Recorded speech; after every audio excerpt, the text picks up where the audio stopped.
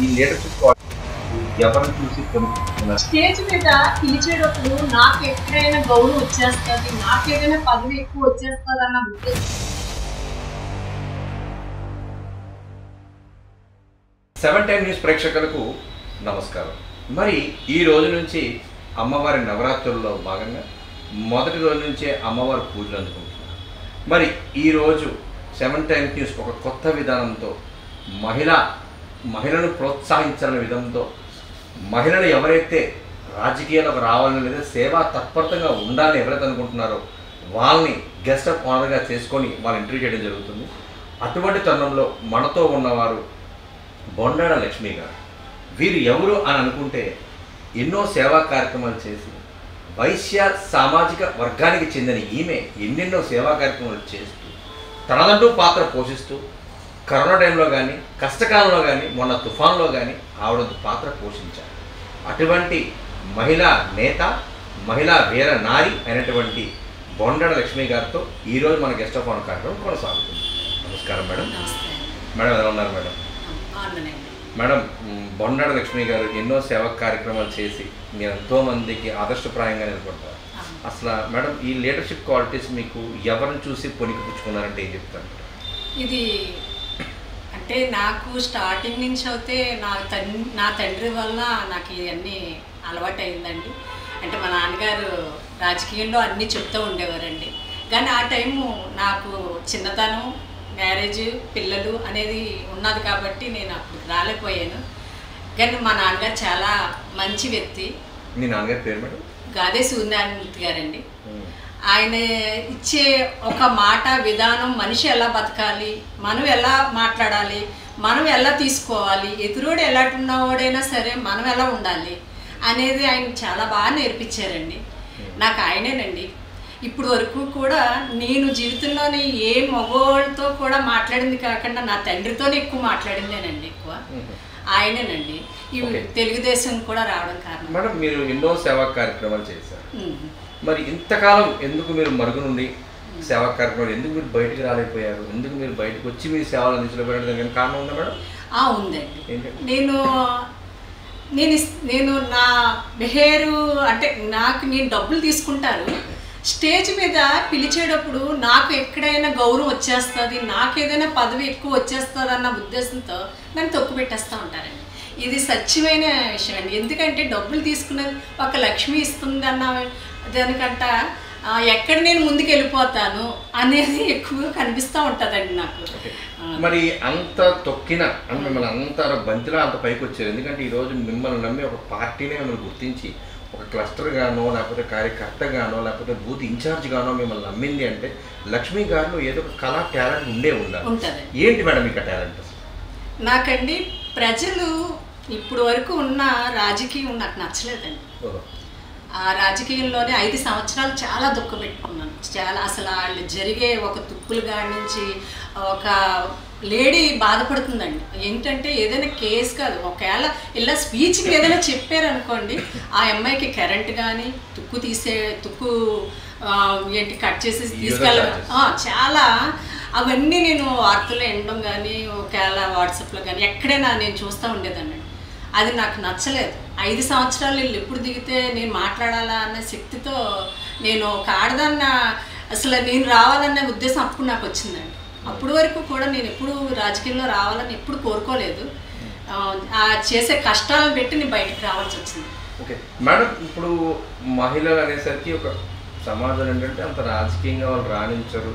అదట్టు మీరు ఏదైతే వార్డులో పోటీ చేయదలుచుకుంటున్నారో, రాజకీయ రంగంలో చేయబోతున్నారో చాలా పెద్ద వార్డు, ఇది ప్రెస్టీజియస్ కూడిన వార్డు, 17వ వార్డు సంథింగ్ ఏదో. కొండబాబు గారు ఎమ్మెల్యే గారి సాక్షాత్ వార్డు ఇది. సో మరి అటువంటి పదవి చాలా ప్రాధాన్యత. ఎందుకంటే ఎమ్మెల్యే ఉన్న వార్డు కంపల్సరీగా ఆ వార్డు టీడీపీ నెగ్గాలి. ఏ మరపాటులో ఏ పార్టీకి వెళ్ళిపోయినా సరే చాలా భంగపాటు. మరి మీకేంటి అంత ధైర్యం? నా ధైర్యం కొండబాబు గారు ఇక్కడ అంటే ఈ ముందు అంటే ఇప్పుడు 5 ఏళ్ళు కాకుండా అంతకు ముందు కూడా ఆయనే నగ్గారండి. అప్పుడు చూశానండి ఆయన పద్ధతి అది.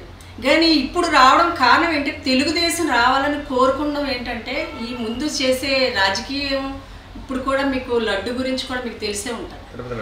తిరుపతి లడ్డు దానికి కూడా చాలా గొడవలు జరుగుతున్నాయండి, నాకు నచ్చలేదు. ఇప్పుడు నాకు తెలుగుదేశం రావాలన్న చాలా ఎంత కష్టం అంటే, ఇప్పుడు బయట వాళ్ళు ఎవరైనా కూడా ఈ తెలుగుదేశం రాకూడదు అనేది ఎవరైనా అన్నారనుకోండి, నేను ఒప్పుకోలేనండి. ఆ తెలుగుదేశానికి ఏంటంటే పిల్లలకి ఫ్రీగా చదువులు చెప్పడం కానీ స్కూల్కి, అప్పుడులో ఎన్టీఆర్ గారు పెట్టిన పథకాలు కానీ, ఒక లేడీ గురించి కానీ, తనకి కూడా సపోర్ట్గా ఇద్దరికి హక్కు ఉంటుందన్న ఆయన పెట్టడం కానీ, ఆస్తుల్లో కానీ చాలా ఉన్నాయండి. ఇలాంటివన్నీ కూడా పాయింట్లు చాలా ఉన్నాయి. అందువల్ల నాకు తెలుగుదేశం మీద మొక్కు అయింది. ఓకే, మీరు పదవిలో వచ్చిన తర్వాత దేవుడు దయ వల్ల బొండాడ లక్ష్మి అనే మీరు భారత రాజ్యాంగానికి ఇచ్చినట్లు కార్పొరేటర్గా ప్రమాణ స్వీకారం చేసే పరిస్థితి వస్తే 17వ వార్డుకి మీరు చేసే అభివృద్ధి ఏంటంటే ఏం చెప్తారు? ఈ వార్డులో ఎవరికి కష్టాన్ని రప్పించినట్టు, ఈ వార్డులో ఎవరికి ఏం కావాలన్నా కూడా నేను ముందుంటానండి. ఆ విషయం నా ఫ్రెండ్స్, నా ఈ వార్డులో అందరికీ కూడా నేను సాధారణంగానే ఉంటాను. అసలు మీరు ఏం కష్టాలు గమనించారు ఈ వార్డులో? ఇక్కడండి రోడ్లు పంచేవండి సరిగా, రోడ్లు కానీ. ఇప్పుడు మా కొండబాబు గారికి పాపం వచ్చి 8 నెలలు అవ్వలేదండి, 2 నెలలు 3 నెలలు అయ్యింది. ముందు నా ఉన్న ఏరియా, నేను ముందు వెళ్ళే ఏరియా కూడా బాగోట్లేదు. అవన్నీ కూడా సరిచేయాలి. ఇంకొకటి ఏంటంటే ఈ వార్డులో వాటర్ కొంచెం గబ్బుని ప్రాబ్లమ్స్ ఉన్నాయి, ఇవన్నీ కూడా చూడాలి. ఇక్కడిక్కడ జరిగేవన్నీ కూడా సపోర్ట్ చేసి ప్రజలు, లేడీస్ కూడా, అంటే నేను లేడీ కాబట్టి వాళ్ళకి కూడా ఏమి ఉపయోగపడుతుంది. చాలామంది అమౌంట్లు తీసేసుకున్నారు. ఒకటి ఇళ్ళు ఇచ్చి కొంచెం ఖాళీ చేయించమని అంటున్నారు. చాలా వరకు నా వరకు వస్తున్నాయండి ఇవన్నీ కూడా. నేనేంటంటే నేను వెనకాల నుండి పంపిస్తున్నాను. అలాగే నేను ఇంకా ముందుండి కొండబాబు గారిని ముందుంచుకుని నేను చెయ్యాలని నా కోరిక. మరి రిజర్వేషన్ అనేది ఒకటి చాలా ప్రధాన పాత్ర పోషిస్తుంది. మరి అది మహిళ అవ్వాలి, అందులో మీ సామాజిక వర్గం అవ్వాలి, అప్పుడు కదా బొండాడ లక్ష్మి గారు కరెక్టర్గా పోటీ చేసేది. ఒకవేళ ఆ పరిస్థితి లేకపోతే మరి మీ సపోర్ట్ ఎంతవరకు ఉంటుంది పార్టీకి? అది అయితే సపోర్ట్ నాకు అందరూ ఇస్తున్నారండి, ఉండమని చెప్పారు. చెప్పాలంటే నాకు కొండబాబు గారు అంటే చాలా అభిమానం. ఆయన్ని చేసే కార్యక్రమం ఇప్పుడు కూడా నేను రోజు వెళ్ళాలనుకుంటాను. ఏ పదవి ఇవ్వకుండా నేను గమ్మున వెళ్తే ఆయన్ని అవమానించినట్టు ఉంటుంది. ఆయన నాకు ఇచ్చాక నేను పోస్టులో నేను అన్నీ చెయ్యాలని ఏ ఒక్క నిమిషం కూడా. ఎందుకంటే ఈ టైంలో రావడం కారణం ఏంటంటే నాకు బాధ్యత తీర్చుకుని బయటకు వస్తున్నాను. నేను బాధ్యత ఇంకోటి ఉందంటే నేను ఆయన సేవ చేయలేనండి. నేను ప్రతి నిమిషం ఆయనకి చెయ్యాలండి. ప్రతి నిమిషం నువ్వు ఇలా రా లక్ష్మి, ఇక్కడ చెయ్యాలి, ఇక్కడికి వెళ్ళాలి అంటే నేను వంట చేసుకోవాలన్నది ఆ పొజిషన్ కాదండి. ముందు నేను అక్కడ సేవ చెయ్యాలనేది ముందు నా పొజిషన్, నా ఉద్దేశం. ఓకే మేడం, ఎనీహౌ మీలాంటి రాజకీయ నాయకులు కంపల్సరీగా సమాజానికి కాకడానికి ఇంకా అవసరం. ఎందుకంటే ఇంట్లో పని కూడా మానుకుని బయటకు వచ్చేయడం అనేది చాలా ఇంపార్టెంట్గా మనం తీయాలి. ఫైనల్గా మీ ప్రేక్షకుల కోసం, మా ప్రేక్షకుల కోసం, మీ అభిమానుల కోసం లక్ష్మి గారు ఏం చెప్పబోతుందండి, ఏం చెప్తారు? నేను అడిగేది ఒకటే అండి, నేను అనేది అందరికీ ఇష్టంకి కానీ నా మాట అని, నా పద్ధతి అని, లేకపోతే నేను మాట్లాడే విధానం కానీ అందరికీ ఇష్టం అండి. నాకు అందరూ సపోర్టు, నేను వాళ్ళకి సపోర్ట్. నేను ఎప్పుడు కూడా నువ్వు ఉన్నది నేను లేదు, లేకపోతే నువ్వు ఒక కులం నీది ఆ కులం నాది అని ఎప్పుడు అన్నాండి. అందరూ ఒకటేనా. నేను చెప్పేది నాలో కలుపుకుని వెళ్ళిపోతాను అందరు. నా ఉద్దేశం ఇలాగే ఉంటుంది. ఇంకొక విషయం చెప్తున్నానండి, ఈ లక్ష్మి అని ఎవరైనా మీరు అడిగారండి నా గురించి అందరూ చెప్తారు. ఎప్పుడు వెనకాడినండి, నాకున్నంతలో నేను అందరికీ పెడతాను, సాయపడతాను. లేదని అనలేనండి, నాకున్నంతలో నేను పెట్టేనే తప్ప నేను ఇప్పుడు ఎవరి దగ్గర తీసుకోలేదు. అదే నా బిడ్డకి శ్రీరామ రక్ష అయ్యి మాకు రాజా గారు, కృష్ణ గారు, మా ప్రసాద్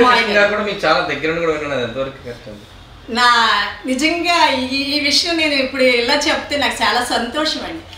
నా గురించి తెలుసుకుని, నా పద్ధతి తెలుసుకుని వాళ్ళు మా అమ్మాయిని పెళ్లి చేసుకోవడానికి ముందుకు వచ్చారండి. నేను ఇంత గబగబా అంటే మీరు అంబికా కృష్ణ గారికి వియంకులా అండి? వియంకులే అంటే మా ఏప్రాలు వాళ్ళ అమ్మాయి అండి.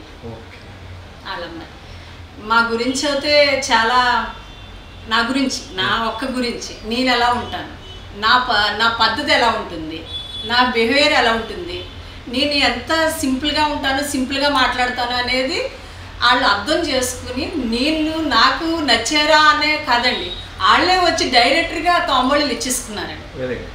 నిజంగా చెప్పాలంటే రావడమే తాంబూలాలు. ఎవరండి ఈ రోజుల్లో బంగారం తెచ్చి కృష్ణ గారు ప్రసాద్ గారు మిస్సెస్ వచ్చారు. ప్రసాద్ గారు అమ్మాయి అండి, సొంత అమ్మాయి. ప్రసాద్ గారు సొంత ముగ్గురు అన్నదమ్ములండి. కృష్ణ గారు, ప్రసాద్ గారు, రాజా గారు ముగ్గురు అన్నదమ్ములండి. ఆ ముగ్గురు అన్నదమ్ముల్లో రెండో ఆయన గారు సొంత కూతురు గారు అబ్బాయి అండి. ఖచ్చితంగా చాలా సపోర్ట్ ఉంటుంది మరి మీకు. ఉంటుందండి, తప్పకుండా. కృష్ణ గారు అంటే టీడీపీలో ప్రధాన పాత్ర పోషిస్తున్నారని మా అయ్య గారు ఫస్ట్ ని చాలా సంతోషపడ్డారండి. మీరు రాజకీయాలకు వచ్చారు, ఒక లేడీగా నువ్వు ముందుకు వస్తున్నావు, నీకు నేను సపోర్ట్ చేస్తాను, ముందుకెళ్ళు, సంతోషంగా చెప్తున్నాను. మన వాసవి మాత మనం వయసెస్ కాబట్టి క్వాంట్లలో ఎవరు బయటికి రారు, నువ్వు రావాలి తప్పకుండా నమ్మ, నేను ముందుంటాను సపోర్ట్ కానీ మరీ చెప్పారు మా అయ్యగారు. అయితేనే నిజంగా నేను ఎంత మంచిగా ఉండడానికి మా అమ్మాయిని వాళ్ళ ఇంటికి తీసుకెళ్ళడానికి నేను చాలా సంతోషపడుతున్నాను. ఓకే మేడం, వినీహో థ్యాంక్ యూ. మీ విలువైన సమయం మాకు ఇచ్చినందుకు. ఎంత బిజీలో కూడా నవరాత్రి పూజల్లో కూడా మాకు అవకాశం కల్పించారు. మీకు అంతా మంచి మా సెవెంటీన్ కూడా thank you so much madam. అవకాశం వస్తే, అవకాశం లేకుంటేనే చాలా సంకల్పంతో చాలా పనులు చేసుకొచ్చాను. నా తండ్రి నాకు ఆదర్శప్రాయం. ఇక్కడ నుంచి నాకు అధికారం వస్తే కనుక ఇంకా అభివృద్ధి చేసి ఈ 17వ వార్డుకి నెక్కి కొండబాబు గిఫ్ట్గా ఇస్తానని చెప్పి ఆవిడ మాటల్లో అర్థం అవుతుంది. ఇది ఈరోజు గెస్ట్ ఆఫ్ ఆనర్ కార్యక్రమం. మరో గెస్ట్ ఆఫ్ ఆనర్ కార్యక్రమంతో మళ్ళీ కలుద్దాం. అంతవరకు సెలవు.